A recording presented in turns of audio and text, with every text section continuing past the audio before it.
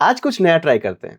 मेरे PC build के videos देखकर कुछ लोगों ने कमेंट्स किए कि उनको भी उनके पीसी को बिल्ड करने के लिए, उनके पीसी के कंपोनेंट्स चूज करने के लिए या उनके बजट में उनका जो बिल्ड है उसको मैनेज करने के लिए गाइडेंस चाहिए। तो चलिए देखते हैं कि अगर आप एक पीसी इंथुसियास्ट हैं और अपना पहला पीसी बनाना चाहते हैं, अपने पहले पीसी का कंपोनेंट्स चूज करना चाहते हैं, तो कैसे चूज करेंगे? क्योंकि जो सवाल सबके मन में रहता है कि क्या जो पार्ट्स आपको चाहिए, जिन पार्ट्स की आपको जरूरत है और जो पार्ट्स आपको अच्छे लग रहे हैं, वो आपके बजट में आएंगे कि नहीं। और दूसरा सवाल जो कि एक्चुअली ज्यादा इंपॉर्टेंट है लेकिन लोग इस पर थोड़ा सा कम ध्यान देते हैं, क्या ये बिल्ड आपकी रिक्वायरमेंट्स को फुलफिल कर सकता है कि नहीं। हेलो, नमस्कार, वेलकम, स्वागतम।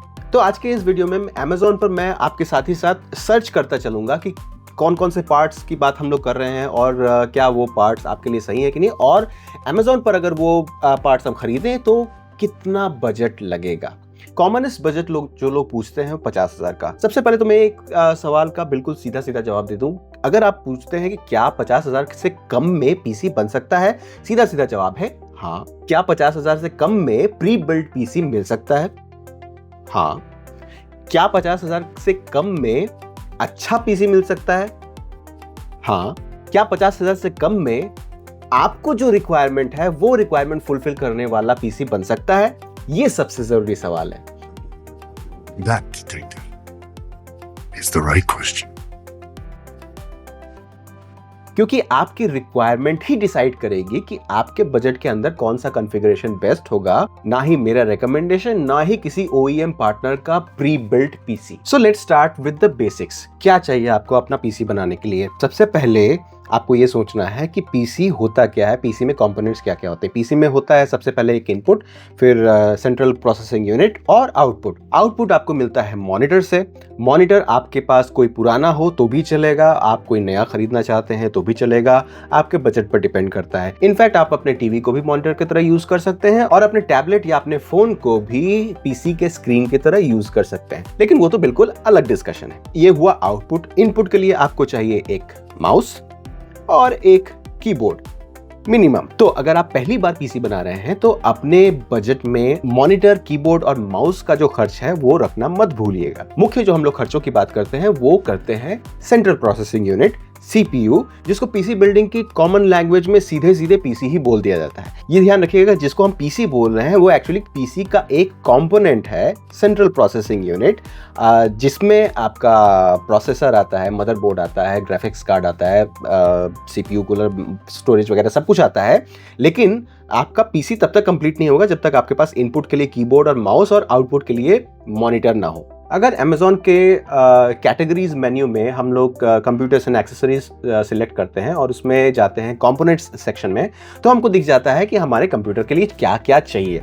जो मुख्य बात आपको ध्यान रखनी है वो ये है कि आपके पास प्रोसेसर के लिए दो मेन ऑप्शंस हैं ब्रांड के, एक है इंटेल और एक है AMD। अब इंटेल और AMD में कंपैरिजन क्या है और कौन सा बेहतर है, कौन सा महंगा है, वो सब चीजों को लेकर बहुत ज्यादा डिस्कशन किया जा सकता है, लेकिन आज के इस बेसिक वीडियो के लिए आप ये मान के चलिए कि इंटेल की हम लोग बात ही नहीं करेंगे, हम लोग बात करेंगे सिर्फ AMD की। अब जब हम लोग बजट की बात कर रहे हैं तो एक और चीज आप ध्यान रख सकते हैं, वो ये कि प्रोसेसर विथ और विदाउट इंटीग्रेटेड GPU मिलता है। ये क्यों जरूरी है?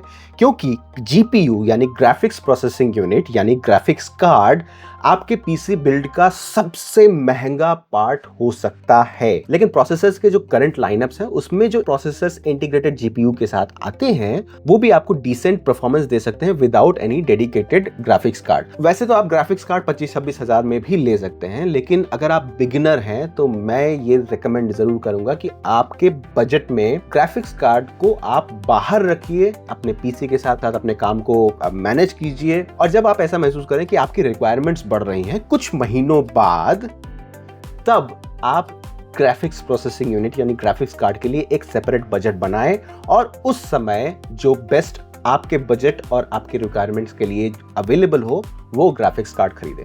अभी हम लोग सीधे सीधे सर्च करते हैं AMD processor with integrated graphics. आमतौर पे AMD के प्रोसेसर जिसमें ग्राफिक्स इंटीग्रेटेड होता है उसके न्यूमेरिकल ID के अंत में G लगा हुआ रहता है। जैसे यहाँ पर देख रहे हैं Ryzen 3200G, 5700G। अब Ryzen यानी AMD का जो प्रोसेसर है उसके जनरेशंस हैं और उसके लेवल्स हैं, उसके टीयर्स हैं 3, 5, 7, 9। 3 एकदम बेसिक लेवल का है, मैं उसको रेकमेंड नहीं करूंगा। 5 और 7 के बीच में आप अपने बजट के हिसाब से चुन सकते हैं। 9 काफी हाई एंड का है, वो प्रोसेसर महंगे भी होते हैं और बेटर भी होते हैं। बिगनर पीसी के लिए 5 और 7 में से सिलेक्ट करना चाहिए। क्योंकि हम लोग यहाँ पर इंटीग्रेटेड ग्राफिक्स के साथ एक तगड़ा प्रोसेसर लेना चाहते हैं तो मैं रेकमेंड करूंगा Ryzen 7 यानी AMD का प्रोसेसर Ryzen, उसका टियर 7 8700G 8700G। तो अभी सबसे पहले आपके दिमाग में क्या खटकेगा? 27,000 का प्रोसेसर। वेल, इसमें दो चीजें हैं। एक तो ये बढ़िया है, दूसरा इसमें इन द बॉक्स आपको एक CPU कूलर भी मिले जो कि आपके नॉर्मल वर्क के लिए आपके CPU को कूल रखने के लिए एडिक्वेट है। जो इसका स्टॉक कूलर है जिसको आप यहाँ पे देख पा रहे हैं वो काफी है। तो अगर हम Ryzen 7 8700G को फाइनल करते हैं तो एक शीट में इसको लिख लेते हैं। एक बजट पीसी का मोर देन 50% अगर हम प्रोसेसर में लगा रहे हैं तो ये एक सोचने वाली बात है। यहाँ आपको ये ध्यान जरूर रखना है कि हम लोग प्रोसेसर महंगा और बढ़िया वाला इसलिए ले रहे हैं क्योंकि वो आपके कंप्यूटर का सबसे मेन पार्ट है और अभी हम ग्राफिक्स कार्ड नहीं खरीद रहे हैं। बट हाँ, जैसे कि मैंने पहले बताया कि बजट बिल्ड में हम AMD Ryzen के 5 और 7 दोनों को ही कंसिडर कर सकते हैं। तो यहाँ पर एक और सेटअप ट्राई करते हैं। 8700G के बारे में हमने देखा कि इसमें बूस्ट क्लॉक्स 5.1 GHz तक का है, 16 थ्रेड 8 कोर CPU है और इसमें जो ग्राफिक्स है वो AMD Radeon 780M है विथ ग्राफिक्स कोर काउंट 12। तो ये आपके लिए 4K तक का वीडियो आउटपुट सपोर्ट कर सकता है only for media consumption. Obviously इसमें 4K तक की वीडियो एडिटिंग के बारे में हम लोग को सोचना भी नहीं है। तो इससे अगर हम एक स्टेप पीछे जाते हैं यानी Ryzen 7 की जगह Ryzen 5 के बारे में सोचते हैं with integrated graphics processing unit, हमको मिल सकता है 8600G।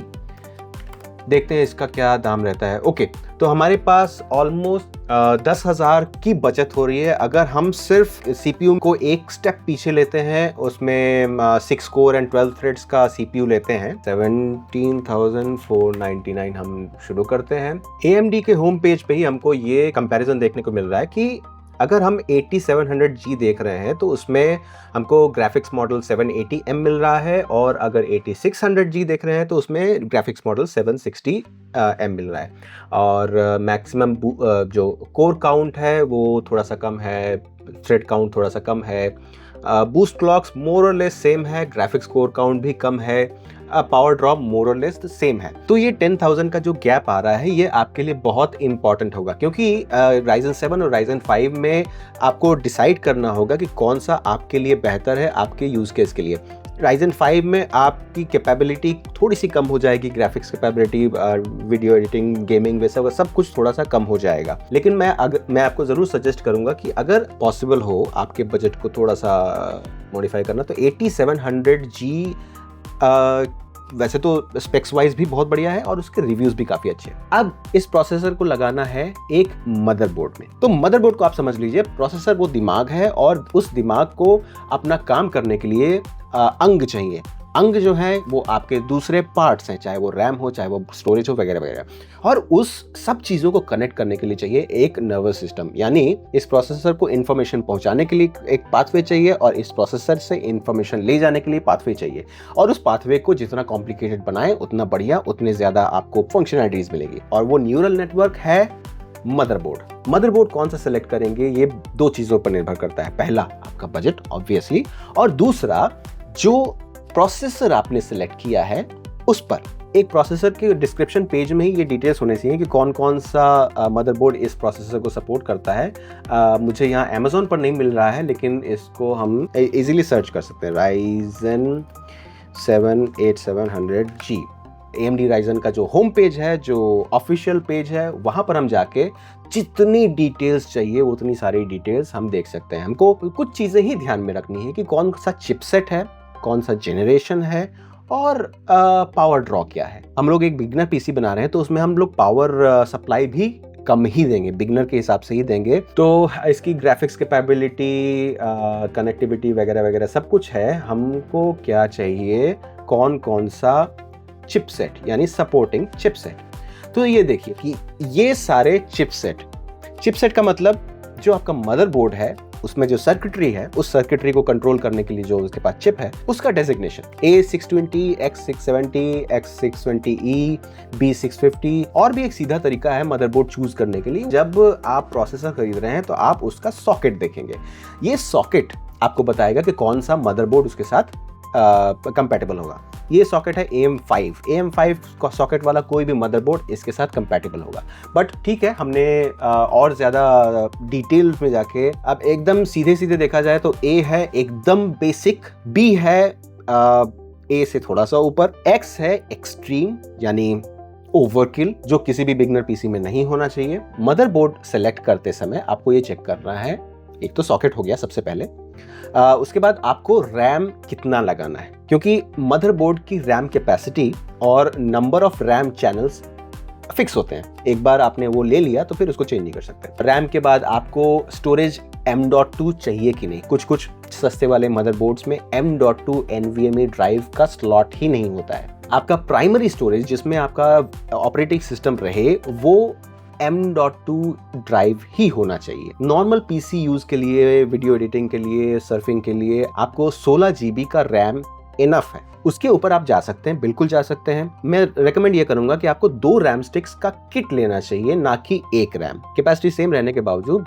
रैम के 2 स्टिक्स लेना सिंगल स्टिक्स लेने से ज्यादा बेनिफिशियल है। सारे स्पेसिफिकेशन एक तरफ और फिजिकल साइज एक तरफ, क्योंकि मदरबोर्ड के फिजिकल साइज पर डिपेंड करेगा आपका टोटल ओवरऑल कैबिनेट जो है, कैबिनेट का साइज कितना रहेगा और आप उस पीसी के अंदर क्या क्या चीजें घुसा पाएंगे, आप टेम्परेचर कंट्रोल के लिए एयर फ्लो कैसे रख पाएंगे। बिगिनर बजट पीसी के लिए माइक्रो ATX यानी छोटे फॉर्म फैक्टर वाला मदरबोर्ड और छोटे फॉर्म फैक्टर वाला कैबिनेट लेना ही सही रहता है, क्योंकि बड़े फॉर्म फैक्टर वाला जो मदरबोर्ड है वो महंगा होता है और उतने ज्यादा बेल्स एंड विसल्स की आपको आवश्यकता नहीं रहेगी बिगिनर में। हाँ, और दूसरी चीज, इसमें बायोस फ्लैशबैक अवेलेबल है कि नहीं। बायोस फ्लैशबैक क्या होता है? जैसे हमने बात किया था कि प्रोसेसर के जनरेशंस होते हैं। अगर आप मदरबोर्ड ले रहे हैं जो कि थोड़ा सा पुराना है और प्रोसेसर ले रहे हैं जो कि थोड़ा सा नया है, तो हो सकता है उस मदरबोर्ड के बायोस में उस नए प्रोसेसर के लिए सपोर्ट नहीं हो। तो उस कंडीशन में आपको बायोस को अपग्रेड करना पड़ता है। वो बहुत ही सिंपल प्रोसेस है, लेकिन वो मदरबोर्ड आपका सपोर्ट करता है कि नहीं वो देखना बहुत जरूरी है।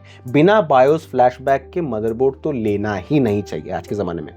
तो वापस इस कंपोनेंट्स के पेज में जाकर हम मदरबोर्ड सेलेक्ट करते हैं। मदरबोर्ड A620 ही देखते हैं। A620 में अगर हमारी बेसिक रिक्वायरमेंट्स पूरी होंगी तो हम A620 लेंगे, नहीं तो हमारे पास दूसरा ऑप्शन है B670 का। अगर हम इसको सॉर्ट करते हैं लो टू हाई में तो हमको ये मिलता है MSI Pro है, A620M, Asus का है B760 पर हमको नहीं जाना है।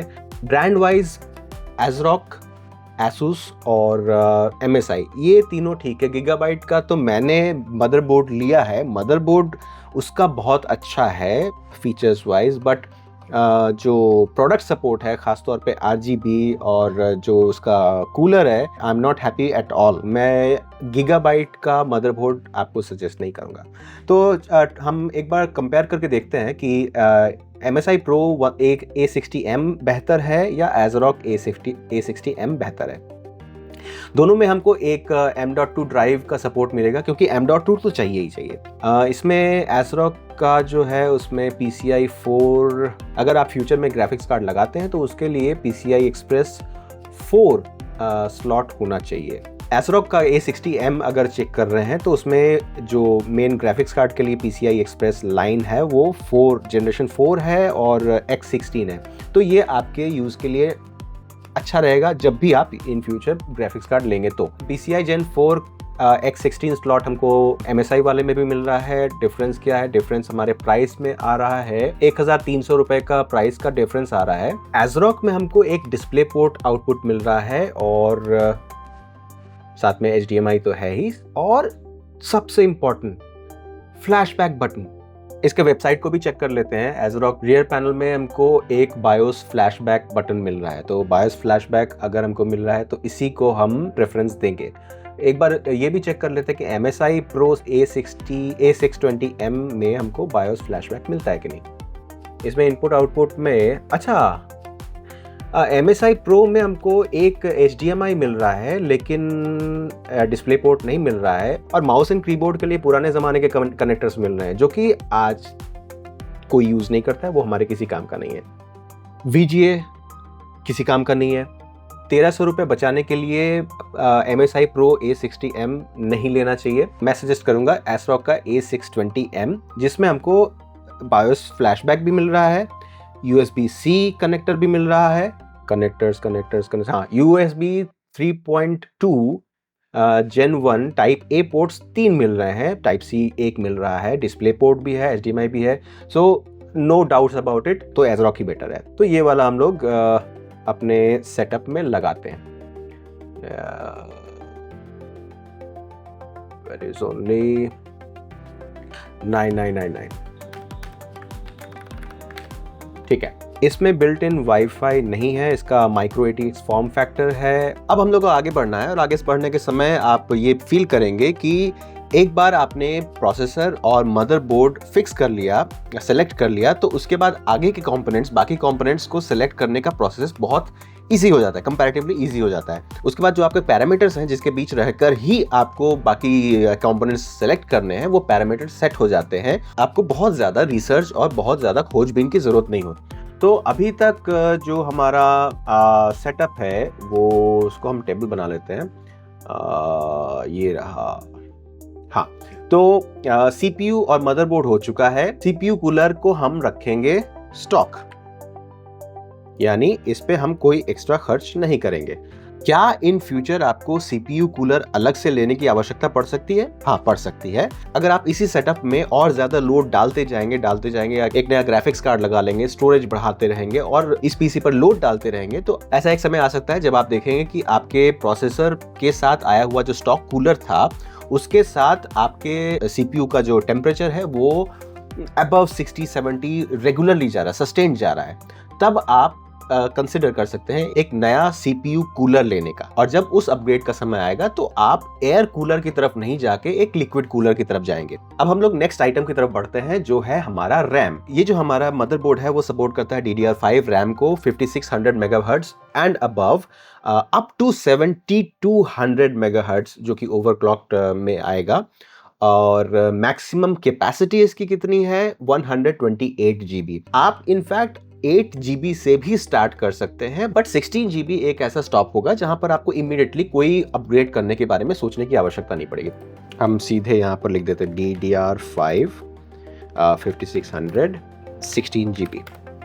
तो हमारे पास क्या ऑप्शन आ रहा है? हमारे पास सिंगल स्टिक के बहुत सारे ऑप्शंस आ रहे हैं। 16 GB का एक सिंगल स्टिक 5600 मेगाहर्ट्ज का DDR5 कॉर्सैर वेंजेंस जो अभी मेरे पीसी में लगा हुआ है, वो तो DDR4 है, बट ब्रांड वाइज और परफॉर्मेंस वाइज एक ट्रस्टेड ब्रांड और हाई परफॉर्मेंस का कॉर्सैर वेंजेंस आप ये ले सकते हैं। थोड़ा सा और सर्च करते हैं। एज यूजुअल इसको हम सॉर्ट करेंगे लो टू हाई में। तो DDR5 में हमारे पास ऑप्शन काफ़ी सारे हैं। क्रूशल भी ले सकते हैं, वेंजेंस भी ले सकते हैं। यहाँ पर मुझे कोई भी ऑप्शन नहीं दिख रहा है जिसमें हम 8 GB के 2 स्टिक्स यूज़ कर सकें। मुझे ऐसा लग रहा है कि 8 GB का DDR5 रैम या तो बहुत रेयर है या तो एटलीस्ट Amazon पर अवेलेबल नहीं है। ये सिलेक्ट कर सकते हैं। Corsair Vengeance 16 GB RAM, DDR5 5600 memory kit. इसमें कोई भी छेड़खानी नहीं करेंगे, सेम चीज़ दोनों में पेस्ट कर देते हैं। और इसकी जो कॉस्ट है आज की तारीख में 5299। तो 5299। इसके बाद हमको क्या चाहिए? हमको चाहिए स्टोरेज। M.2 ड्राइव 512 से शुरू करते हैं। तो वापस कंपोनेंट पेज में जाकर internal solid state drives M.2 512 GB।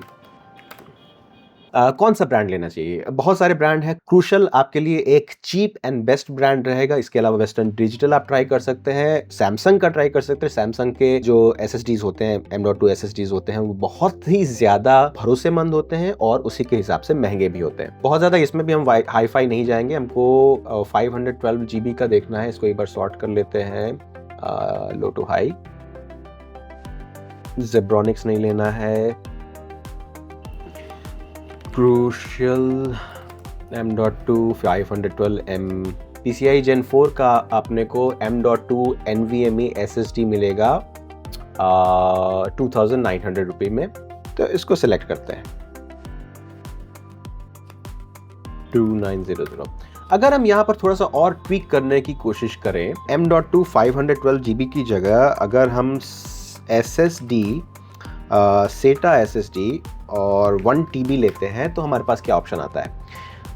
अगर हम SATA SSD की तरफ जा रहे हैं, क्रूशल का देख रहे हैं, क्रूशल का 5000 रुपीज़ में हमको 1 TB मिल रहा है, तो इसको भी ट्राई करके देखते हैं। इसको भी अपने शीट में डालते हैं।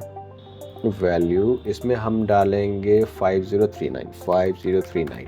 जब हम दो ऑप्शंस रख ही रहे हैं तो अच्छे से डिफरेंशिएट करते हैं। अभी जो हमारे पास हायर एंड पीसी कॉन्फ़िगरेशन बन रहा है वो 45,000 ऑलरेडी क्रॉस कर चुका है और जो लोअर एंड है वो अभी 37,000। तो आई थिंक ये अपने 50,000 बिल्ड तक पहुंचेगा।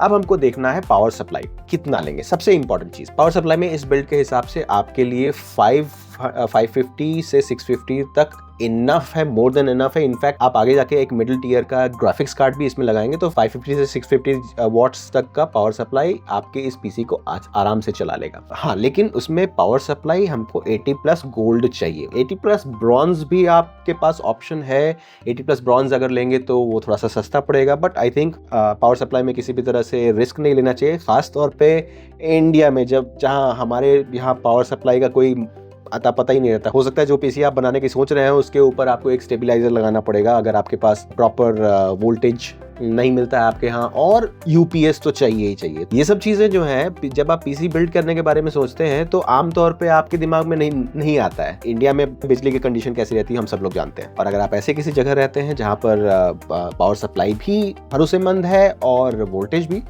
वेल एंड गुड, तो आपको वो थोड़ा सा एक्स्ट्रा खर्च बच जाएगा। 80+ गोल्ड 550 से शुरू करते हैं। देखते हैं हमारे पास 550 में क्या ऑप्शन आता है। 80+ गोल्ड, अच्छा हम ये सर्च डालेंगे तो भी हमारे पास पहला ऑप्शन आएगा 80+ ब्रॉन्ज।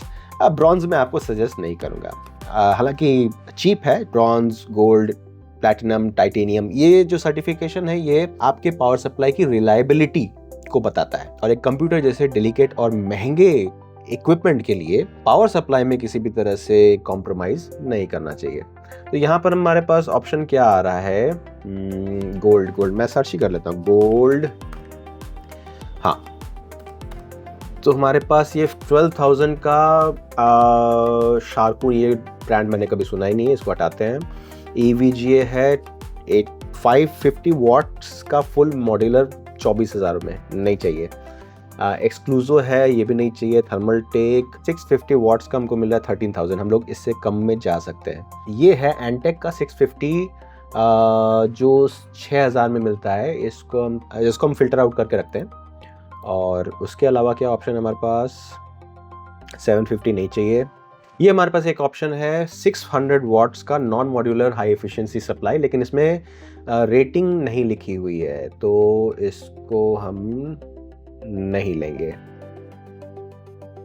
और देखते हैं और हमारे पास क्या ऑप्शन है। गीगाबाइट का 750 वॉट 7,000 रुपीज, नहीं, good, not good enough. Yes, हमारे पास है एंट ई स्पोर्ट्स का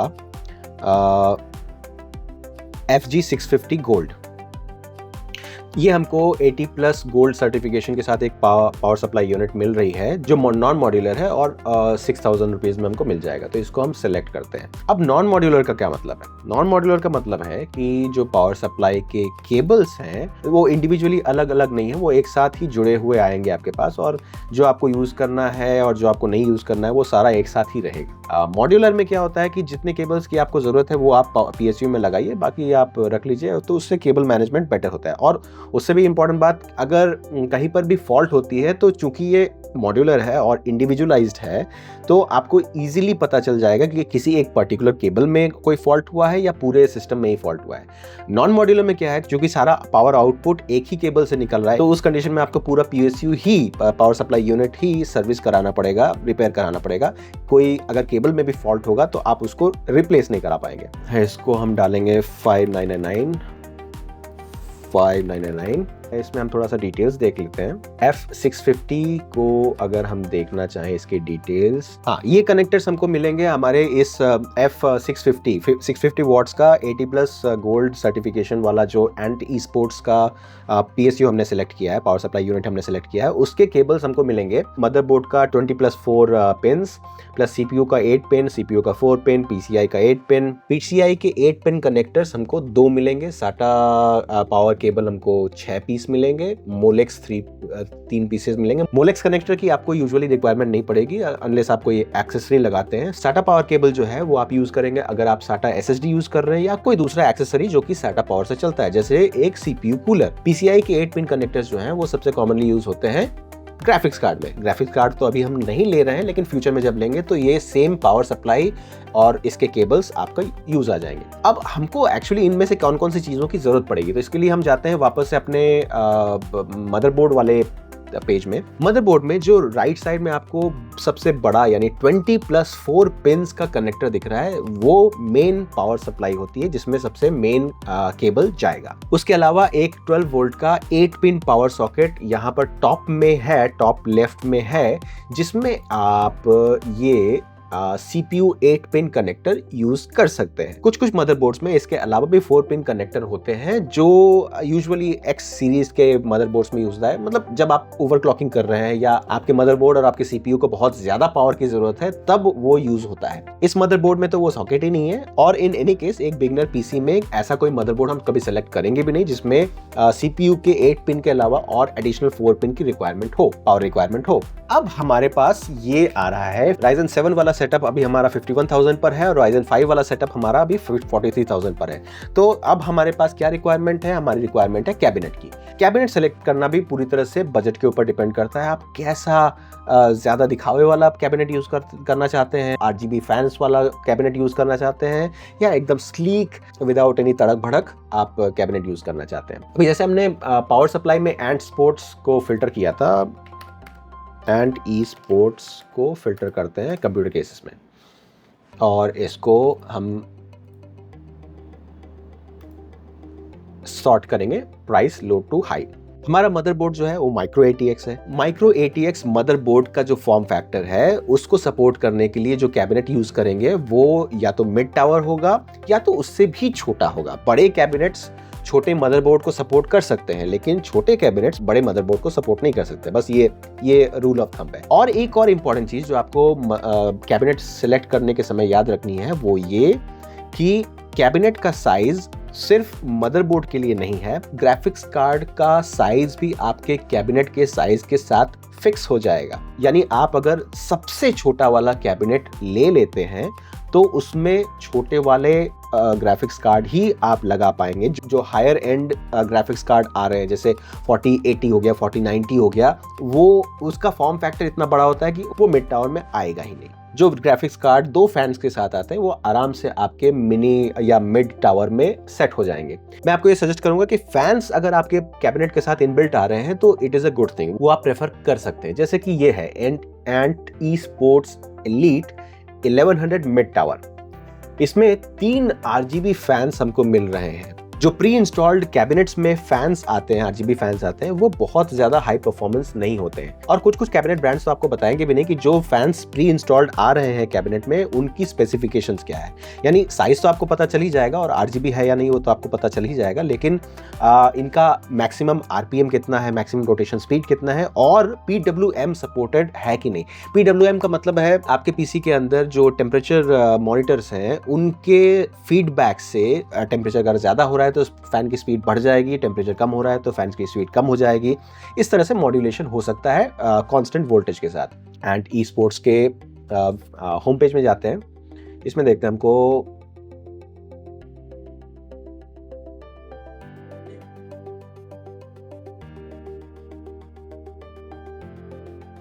फैंस के बारे में कुछ बताया हुआ है कि नहीं। Pre install fan 3 in the front end 1 in the rear, that is good. इसमें भी प्री इंस्टॉल फैंस के आपको स्पेसिफिकेशंस नहीं दिए हुए हैं, तो ठीक है, ये आपका एक डिसीजन है कि आपको फैंस प्री इंस्टॉल्ड लेने हैं नहीं या नहीं लेने हैं। मैं आपको सजेस्ट करूंगा फॉर ए बिगिनर पीसी आप cabinet with pre installed fan लीजिए। इन फ्यूचर आप फैंस को भी अपग्रेड कर सकते हैं। कैबिनेट के स्पेसिफिकेशंस में आपको ये दिख जाएगा कि ग्राफिक्स कार्ड कितनी लेंथ तक का ये कैबिनेट सपोर्ट करता है। यानी यहाँ पर लिखा हुआ है कि जो कार्ड लेंथ है वो 300 mm तक का ग्राफिक्स कार्ड ये कैबिनेट सपोर्ट कर सकता है, और जो हाइट है, जो CPU कूलर की हाइट है 160 mm तक का सपोर्ट कर सकता है। अभी हम ये चेक कर लेंगे। प्रोसेसर के साथ जो फैन आ रहा है वो उसकी हाइट कितनी है। 8600G और 8700G में फैंस अलग अलग हैं। AMD के वेब पेज में हम जाएंगे तो हमको ये दिखेगा कि AMD के इन हाउस जो CPU कूलर्स हैं वो उसके कई 3 वैरायटीज हैं। जो हमारे 8600G के साथ मिलेगा वो रेथ स्टेल्थ है, और जो 8700G के साथ मिलेगा वो रेथ स्पायर है। तो एक बार चेक कर लेते हैं कि इनकी हाइट कितनी रहती है। रेथ स्टेल्थ कूलर आ रहा है, उसकी हाइट है 54 mm, और रेथ स्पायर आ रहा है, उसकी हाइट है 71 mm। And eSports Elite 1100 160 mm तक CPU कूलर्स सपोर्ट कर सकता है, तो वी आर गुड। अब ग्राफिक्स कार्ड के साइज को चेक करते हैं। 40, 80, 1,13,000 ये 3 फैन वाला ग्राफिक्स कार्ड है। ये उस कैबिनेट में नहीं आने वाला है। हम यहाँ देख भी लेते हैं प्रोडक्ट डिटेल्स में। विड्थ जो है वो 30 सेंटीमीटर्स है, तो जो 300 mm का मैक्सिमम लेंथ बताया हुआ है अपने पेज में, एग्जैक्टली वही लेंथ का ये ग्राफिक्स कार्ड है। ये आपके कैबिनेट में घुसाना बहुत मुश्किल हो जाएगा। 1 मिलीमीटर इधर उधर होने से भी आप इसको यूज नहीं कर पाएंगे। अब हम जाते हैं 4070 में। 4070, हाँ, 2 फैन वाले 4070 हमारे पास बहुत सारे दिख रहे हैं। गीगाबाइट जोटैक के हैं, MSI के हैं। 4070 हमको 50-60,000 तक मिल जाएगा। इसका एक बार चेक कर लेते हैं डिमेंशंस क्या है। 4070 में 26 सेंटीमीटर यानी 260 mm का हमको ये मिलेगा, इवन 3 फैन वाला। ओके, तो ओवरऑल ये कैबिनेट का सिलेक्शन जो है मेरे ख्याल से फाइनल है। 1849, ठीक है।